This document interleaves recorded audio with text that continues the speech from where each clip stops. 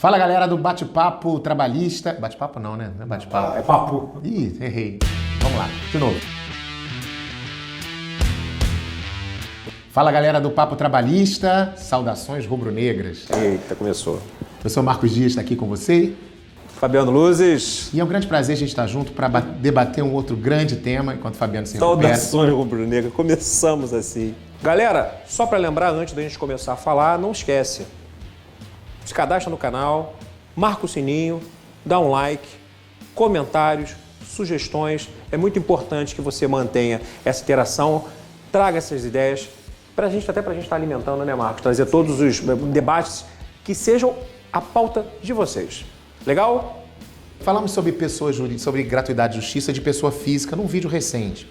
E hoje a gente quer falar sobre uma questão interessante, que aí é interessante, que fala sobre a gratuidade de justiça de pessoa jurídica. Essa é uma grande novidade, a meu ver, veio em boa hora. Eu sempre interpretei que a gratuidade de justiça não podia ser fechada só para a pessoa física, apesar do parágrafo 3º do artigo 790 da CLT induzir essa interpretação, porque entendia que a gratuidade de justiça estava lá na Constituição a qualquer um que necessitasse da assistência jurídica do Estado. Agora, a reforma trabalhista, no parágrafo 4º, trouxe expressamente a possibilidade de gratuidade de justiça a qualquer pessoa, né, que dela necessitar. Mas no caso da pessoa jurídica, Fabiano, o TST na súmula 463, item 2, disse que não basta a declaração de hipossuficiência, que ela tem que demonstrar, aliás, o TST usa uma expressão interessante, na súmula 463, depois você vê lá, prova cabal dessa hipossuficiência.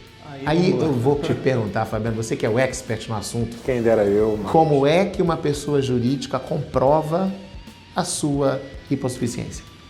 Meus amigos, vocês sabem que me chama a atenção, eu costumo brincar com alguns amigos, né? Pergunto para alguns juízes, né?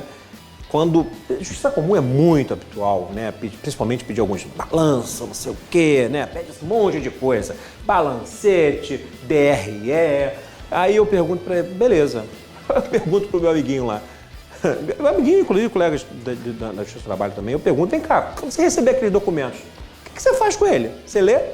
Como é que você funciona? Como é que é, Marcos? O cara apresentou lá para você, e aí eu vou explicar o porquê que o Marcos brincou dizendo que eu sou expert no assunto. Quando chega lá, o cara apresenta aquele balanço de 5 anos seguidos, um monte de demonstração, razonete, livro caixa, o que você faz? Você chora? Não, eu vou ao meu contador. Ele olha pra mim. Porque olha isso. Sabe que é brincadeira, gente? Por que o Marcos brincou? É porque a minha formação anterior ao direito é em economia, né? E aí a gente tinha lá na empresa, né? Onde as empresas que eu trabalhei, a gente mandava com muita frequência, eu tinha muito acesso aos dados contábeis da empresa, até porque era o que justificava concessão de crédito. Não é um assunto nosso aqui, não. Mas isso por que eu estou questionando? Porque normalmente na justiça, pelo menos os despachos, as decisões, todas no sentido de traga balanço. Só que é interessante porque o balanço, de fato, é um elemento. Vou dar um exemplo hipotético, só para vocês pensarem. Uma empresa que dá lucro em 3 exercícios consecutivos, é uma empresa que precisa de gratuidade? Vou mudar o exemplo. E uma empresa que dá prejuízo em 3 exercícios, exercício é ano fiscal, né? Ela precisa, ela já é uma condição, opa, eu tenho prejuízo em 3 anos seguidos, será que ela pode? Não, eu tenho comprovado a gratuidade. Parece uma pergunta simples, porque a nossa tendência natural é dizer que lucro ou prejuízo é comprovação de resultado econômico. E isso não é verdade. Sabe por quê? É claro que tem outros elementos que estão por trás disso, política comercial, às vezes a empresa está fazendo investimento. Só para vocês terem uma ideia, a Uber quando lançou na Bolsa de Valores, ela dá prejuízos constantes. E expande. Mas como assim, Fabiano? Já entendi do Uber, já entendi que você está falando de balanço. O que eu quero indicar para vocês, gente? As empresas, elas possuem dinâmicas específicas, né? Ter lucro ou prejuízo não significa, por exemplo, um clube de futebol. Marcos, né? Já começou o dia hoje falando sobre... Né? Mas o Flamengo tem uma dívida milionária. E olha que coisa interessante. O Corinthians também. E aí, se a gente pegar o Flamengo, se a gente analisar o Flamengo separado, né? Independente da gestão toda do trabalho feito recentemente, que de fato colocou o clube num patamar diferenciado de termos de qualificação econômica, financeira, né? Mas a pergunta é, o Flamengo seria um clube solvente? Porque se a gente analisa os resultados, o Flamengo tem uma dívida milionária. Milionária. Quer dizer, as análises para resultado, contábeis, elas não podem ser feitas por dívida. O fato de ter dívida não significa que a empresa seja ruim. Pelo contrário, para as empresas é bom ter dívida. Se endividam para crescer. Porque elas se endividam para crescer.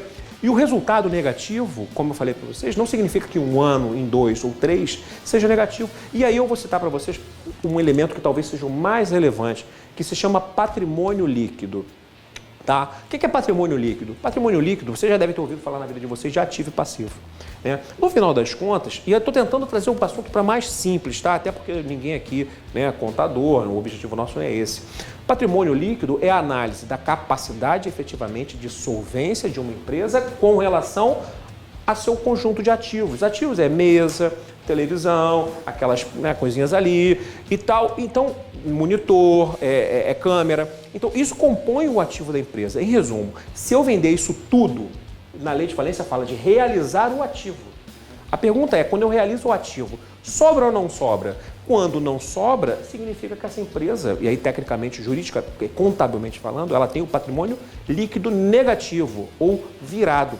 Essa é uma empresa que não tem ativo suficiente para pagar todos os seus compromissos.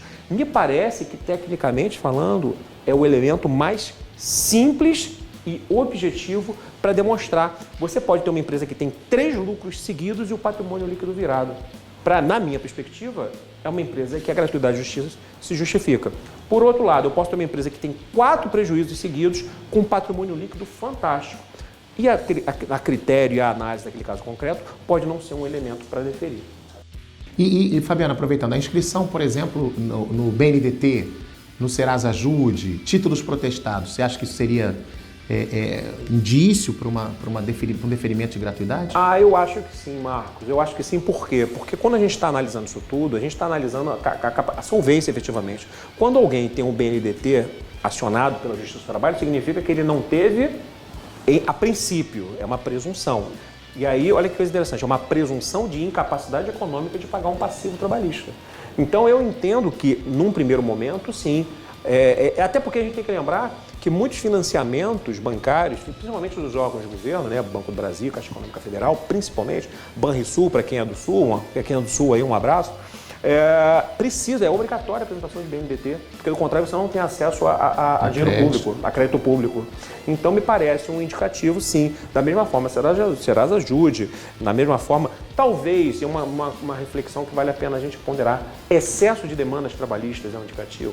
Pode ser indicativo de descumprimento sistemático de legislação trabalhista, mas não necessariamente. Se você pegar os 10 maiores litigantes na Justiça do Trabalho... São todos solventes. São todos muito solventes. Muito solventes. Bem lembrado. É alguma coisa de incapacidade mesmo, acho que seria o mais interessante, né? Agora, e o fato de estar em recuperação judicial? Você acha que seria um caso de deferimento de gratuidade de justiça? Marcos, eu entendo que sim, porque assim...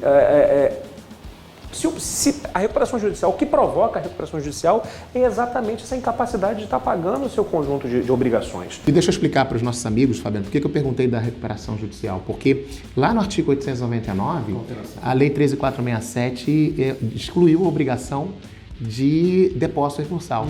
Mas não se falou da gratuidade de justiça.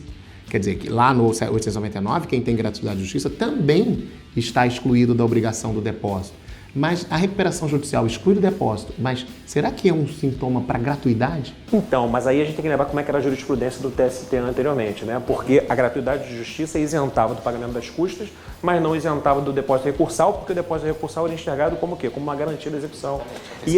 E olha que coisa interessante, se a gente lembrar, a primeira lei de gratuidade, a 1060, que dizia lá no corpo dela que isentava de todos os valores pagos para fins recursais, eu sempre entendi que, inclusive, ia alcançar o depósito recursal, né? Mas não era esse entendimento. E olha que coisa louca, você tinha a possibilidade de um deferimento de gratuidade isentando de custa, que era um valor pequeno, 2% do valor. Em compensação, você poderia, uma condenação de R$10 mil, você teria a condenação de 2%, que é nada. Em compensação, você teria que pagar o depósito recursal, que é muito maior. Não faz sentido. Então, vamos perceber que para o Fabiano, né, vou usar o meu latim de novo, né? Ad maiorem, ad minorem. O que ele quer dizer com isso? Se a lei deu a isenção para o depósito automaticamente permite a gratuidade. Me parece que sim, até o próprio, enxergando o artigo 98, ou o próprio artigo 790, eu acho que eu particularmente já tiraria dali a interpretação. Me parece que o objetivo do legislador foi quando colocou na perspectiva do depósito recursal, é tipo assim, você, juiz de trabalho, tem que lembrar que está aqui na parte de gratuidade, mas também alcança o poder recursal. Foi uma puxada de orelha. Me parece que foi. E cá entre nós faz todo sentido, na minha modestíssima opinião. Mas eu discordo um pouquinho, né? Pra variar. Vejam só quantas empresas de recuperação judicial bem potentes nós temos aí no nosso cenário brasileiro. Porque a potência não significa solvência. Enfim, vamos ficar discutindo até amanhã. É isso aí. Bom, querido, foi mais um vídeo, foi um prazer estar aqui com você. Não esquece de se inscrever no canal, de noticiar para os seus amigos, né? De dar um like se você gostou do nosso vídeo, de ativar o sininho para receber novas notificações. Vem muitos vídeos por aí. E, aliás, no comentário, você tem alguma dúvida? Você tem alguma pauta para nós, no nosso bate-papo? Coloca aí, né? Coloca aí. Olha, bom, Marcos, Fabiano, que tal vocês discutirem, sei lá, recurso de revista ou execução, qualquer tema que te interessar. Assunto de audiência, talvez, sim, né? Sim. A nossa ideia é trazer temas práticos, temas de direito. A ideia é sempre, nesse bate-papo informal, formar e informar você. E nunca se esqueça, tá? Como a gente gosta de dizer, né, Fabiano? Conversando, A gente se entende. forte abraço. Grande abraço.